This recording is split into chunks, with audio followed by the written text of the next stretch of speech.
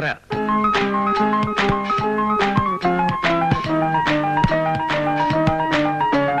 ഏതാ ഏതാ? ആ മൂന്നാമത്തെ വീടാ. അതല്ലെന്ന് ഇപ്പുറത്ത്. ഇത് ഈ കറുത്ത കുട്ടിയാ? കറുത്ത കുട്ടിയല്ലെന്ന്. ഓ ഇതാ. അതന്നെ. അയ്യോടാ പാവേ. ഷേപ്പ് പറയുന്ന തോന്നുന്നേ. അയ്യോ അങ്കിൾ സോറി, അറിയാതെ പറ്റിയതാ. സാരമില്ല. നല്ല വേദന ഉണ്ടാവും. എനിക്കിങ്ങനെ അബദ്ധം പറ്റാറേ ഇല്ല. ഇത് അബദ്ധമല്ല മോളെ, ദൈവത്തിന്റെ ഒരു കമ്പിയില്ല കമ്പി സന്ദേശമാണ്. ആളെ വിട്ട് വിളിപ്പിക്കാതെ തന്നെ ദൈവം മോളെ ഇവിടെ എത്തിച്ചില്ലേ. മോൾക്ക് ഈ കുട്ടനെ മനസ്സിലായ?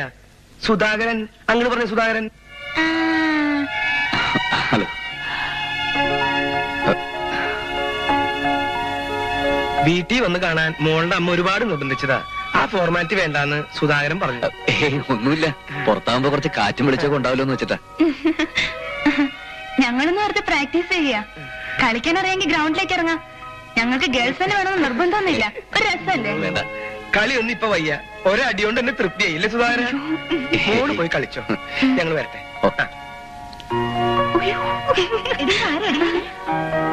എന്നെ പെണ്ണ് കാണാൻ വന്നതാ. പേര് സുധാകരൻ. അങ്കിളിന്റെ സെലക്ഷനാ. അവിടെ ഒരു ഗോളടിച്ച് ബഹളം കേൾക്കുന്നുണ്ടല്ലോ. നിന്നെ അവൾക്ക് ഇഷ്ടപ്പെട്ടു സുധാകര തോന്നണേ. ഹൃദയകുമാരിയെ കാണുന്നത് വരെ വല്ലാത്ത ടെൻഷനായിരുന്നു. പിന്നെ ഞാൻ അവളുടെ കയ്യിലെ പന്ത് പോലെ ആവോ മുരളി? പേടിക്കണ്ട, ആ പന്തിനോട് അവൾക്ക് വലിയ സ്നേഹ. ഇനി അങ്ങനെ ആയാൽ തന്നെ നിനക്ക് പരമാനന്ദ. കാരണം ഈ കയ്യിൽ നിന്ന് മറ്റേ കയ്യിലേക്ക്, ആ കയ്യിൽ നിന്ന് ഈ കയ്യിലേക്ക് എല്ലാം പെൺകുട്ടികളുടെ കയ്യിൽ തന്നെ തിരിയില്ലടാ. ഈ കയറിയാൻ ഓ നിനക്ക് ഇനി സുഖായി. എന്റെ കാര്യ. അയ്യോ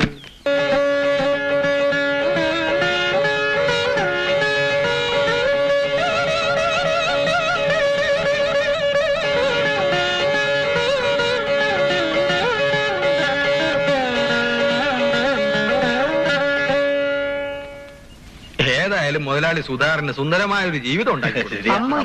സമ്മതിക്കണം. Congratulations. Thank you, thank U.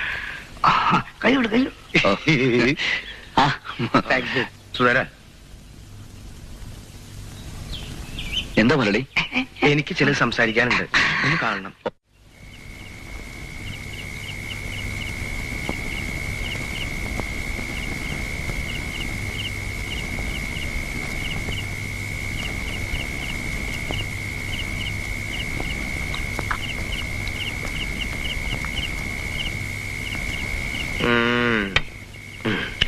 ഇന്ന് നിന്റെ ആദ്യരാത്രിയാണ് അല്ലടാ മോനെ.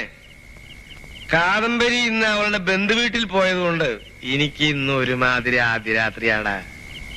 ആ എന്റെ ഒരുപാട് ഊരാക്കൊടുക്കുകളുള്ള ജീവിതമാണ്. നിനക്കൊരിക്കലും അങ്ങനെ ഒരു ജീവിതം ഉണ്ടാവില്ല. എനിക്കത് ഉറപ്പാ. മുതലാളിക്ക് എന്താ എന്നോട് ഇത്ര സ്നേഹം? കഴിഞ്ഞ 8 വർഷമായിട്ട് നീ എന്റെ കൂടെ ഇല്ലേ? ഈ 8 വർഷവും നീ എന്നെ ചതിച്ചിട്ടില്ല. അത് തന്നെ.